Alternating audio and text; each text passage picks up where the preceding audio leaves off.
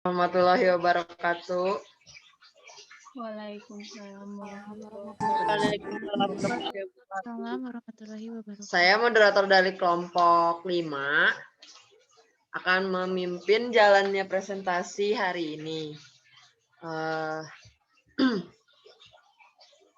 Dimulai dari penjelasan pertama yang akan dibawakan oleh Regisa. Kepada Regisa dipersilahkan. Baik, di sini saya akan menjelaskan.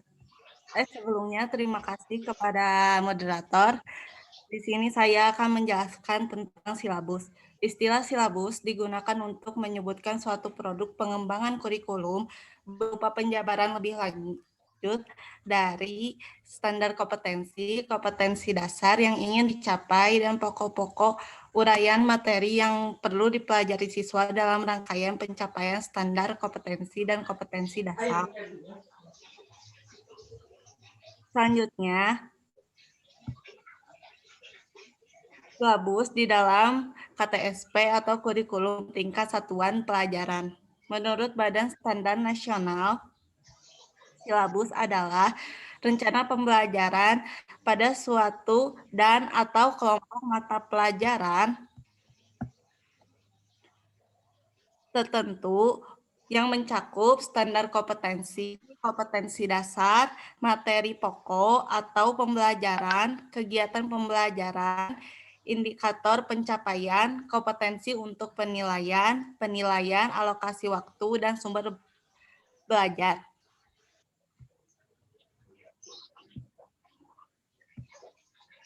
Selanjutnya yaitu silabus di dalam kurikulum 2013. Menurut Peraturan Menteri Nomor 54 Tahun 2014, silabus merupakan rencana pembelajaran pada suatu mata pelajaran yang mencakup kompetensi inti, kompetensi dasar, materi pembelajaran, kegiatan pembelajaran, penilaian, alokasi waktu, dan sumber belajar. Terima kasih. Ya, terima kasih kepada penjelasan pertama oleh Regisa. Selanjutnya dilanjutkan oleh Ersa. Pada Ersa dipersilahkan. Terima kasih kepada moderator. Di sini saya akan menjelaskan prinsip-prinsip pengembangan silabus. Dalam pengembangan silabus perlu dipertimbangkan beberapa prinsip. Prinsip tersebut merupakan kaidah yang akan menjiwai proses pembelajaran.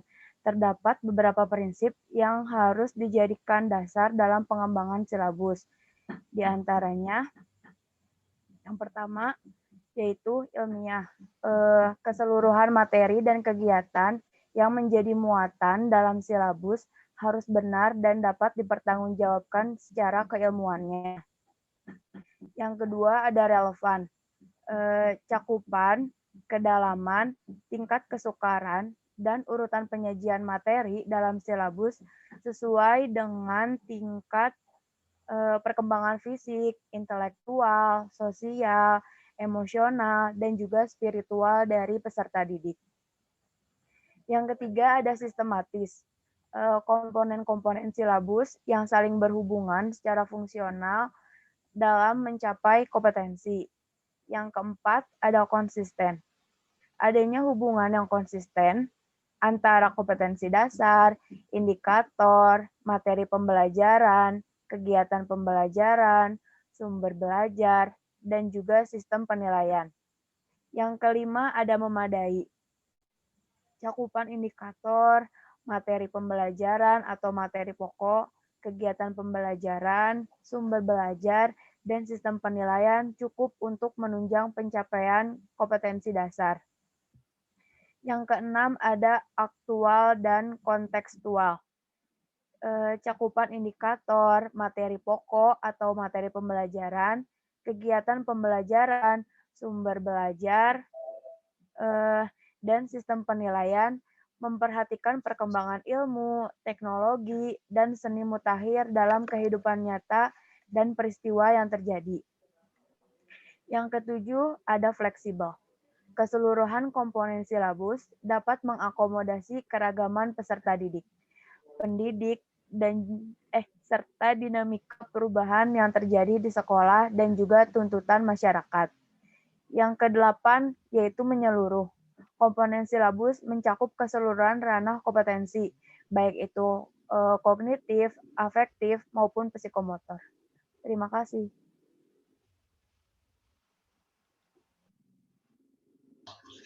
Terima kasih kepada Ersa.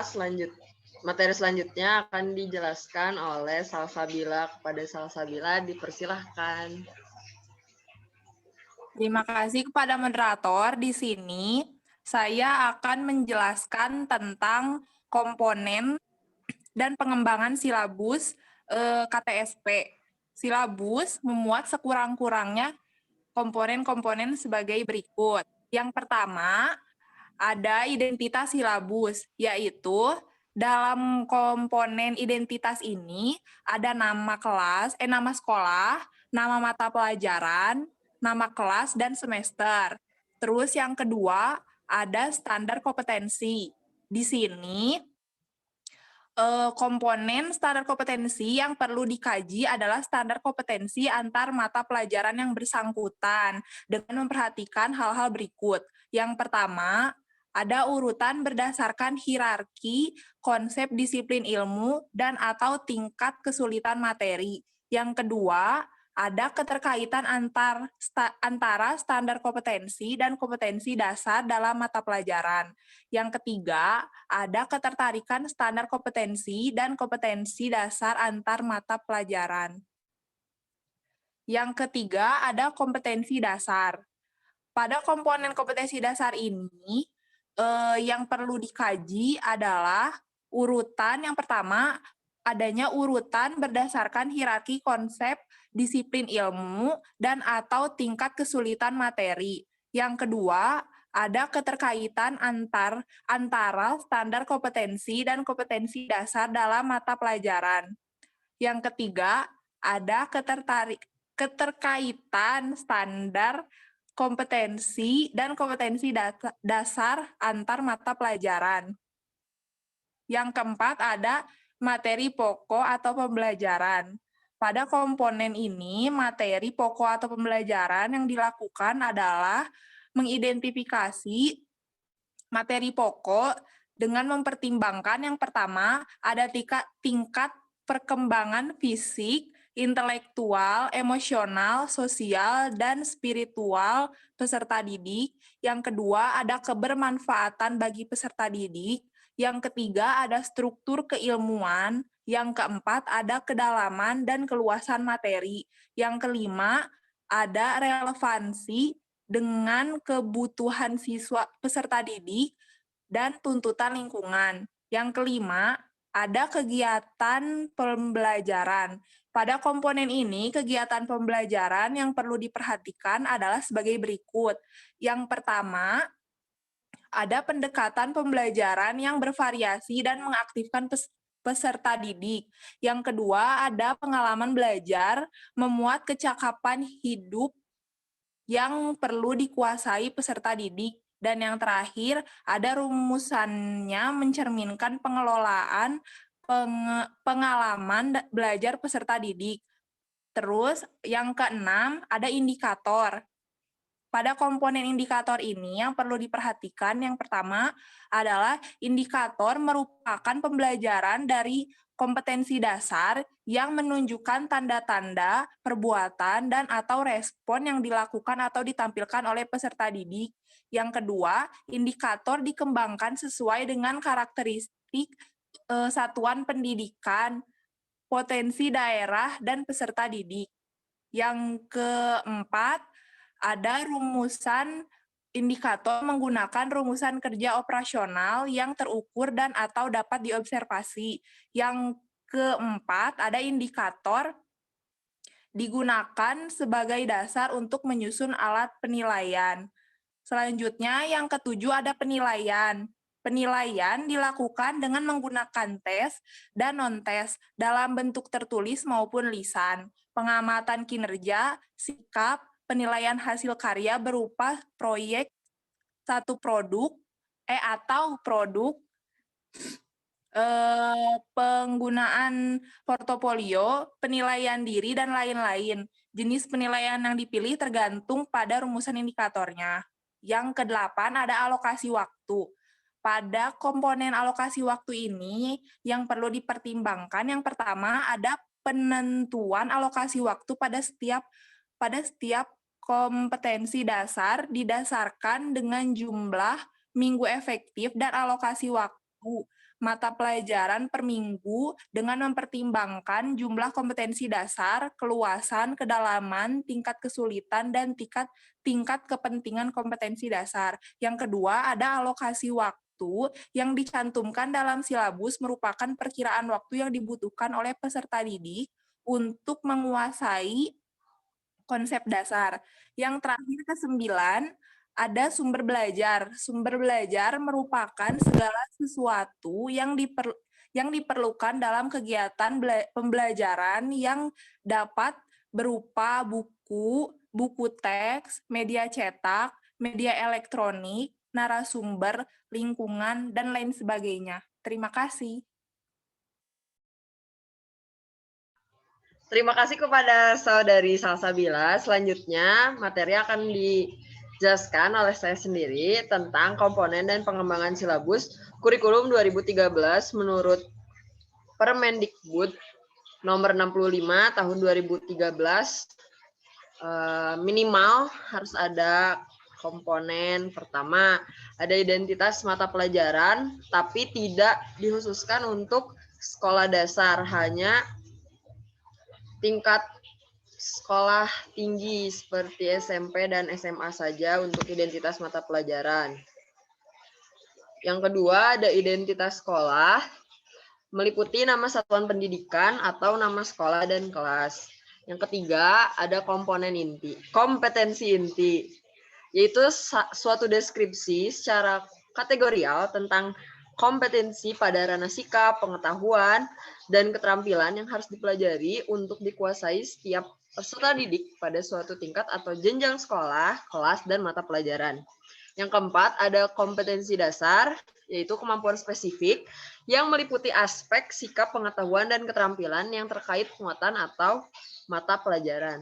Yang kelima, ada tema. Nah, tema ini dikhususkan untuk SD dan sederajat, tidak terdapat pada jenjang yang lebih tinggi seperti SMP dan SMA.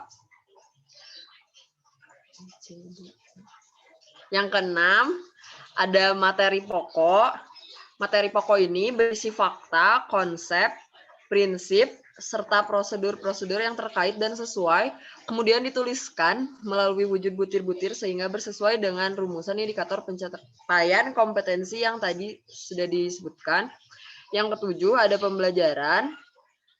Pembelajaran itu merupakan suatu rangkaian aktivitas belajar mengajar antar pendidik dan peserta didik, sehingga saat melaluinya diharapkan tercapai kompetensi yang tadi sudah disebutkan. Yang ketujuh, ada penilaian, merupakan proses dari tahap pengumpulan hingga pengolahan beragam informasi agar dapat ditentukan bagaimana pencapaian hasil belajar siswa. Seperti tes kayak gitu ya penilaian tuh. Tapi bisa deh di.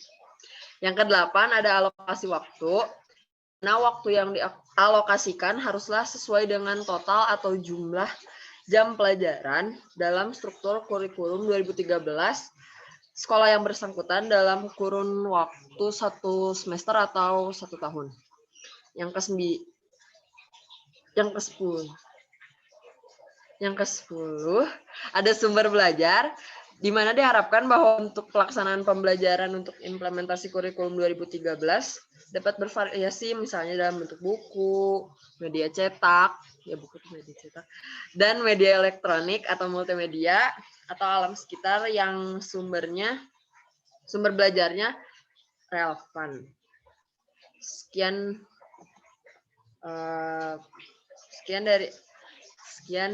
Sekian pembahasan tentang komponen dan pengembangan silabus kurikulum 2013.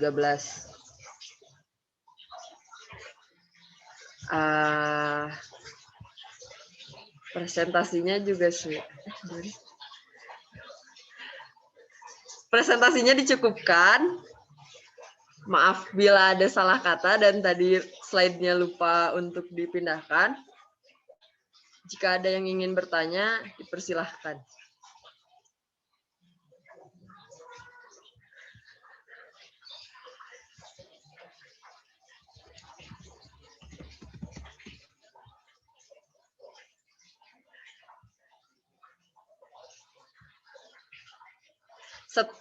Setiap satu kelompok satu pertanyaan. Tapi kalau nggak ada jangan maksain juga.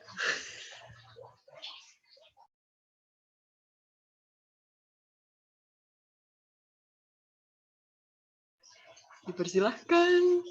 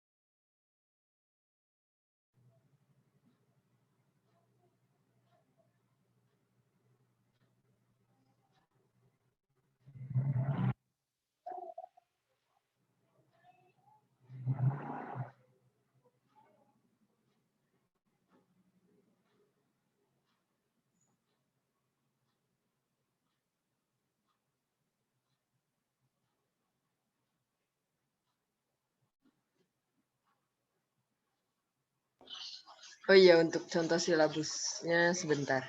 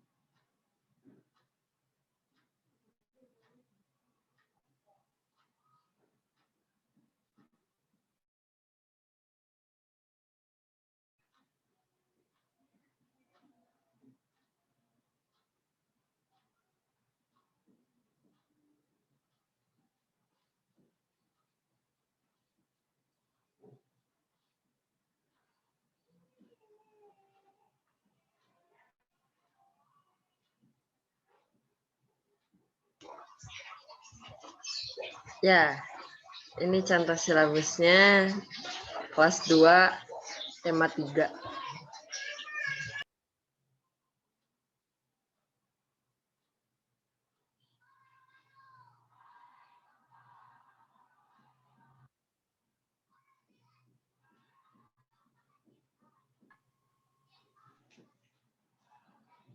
Ayo lakukan. Untuk pertanyaan ditampung terlebih dahulu ya. Terima kasih kepada Sofa, kelompok 3 sudah bertanya.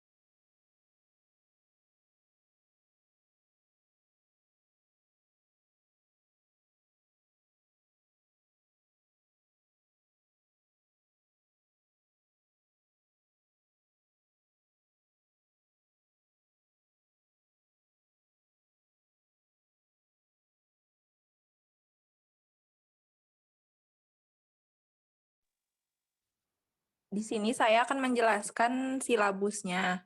Di dalam silabus ini ada identitas silabusnya. Itu tuh ada tema, ada subtemanya, sama ada semesternya. Terus juga ada kompetensi intinya. Terus di setiap mata pelajarannya itu ada kompetensi dasarnya, ada indikatornya, ada materi pembelajarannya, ada gimana kegiatan pembelajarannya, sama penilaiannya, sama alokasi waktunya apa aja, terus juga sumber belajarnya dapat dari mana aja.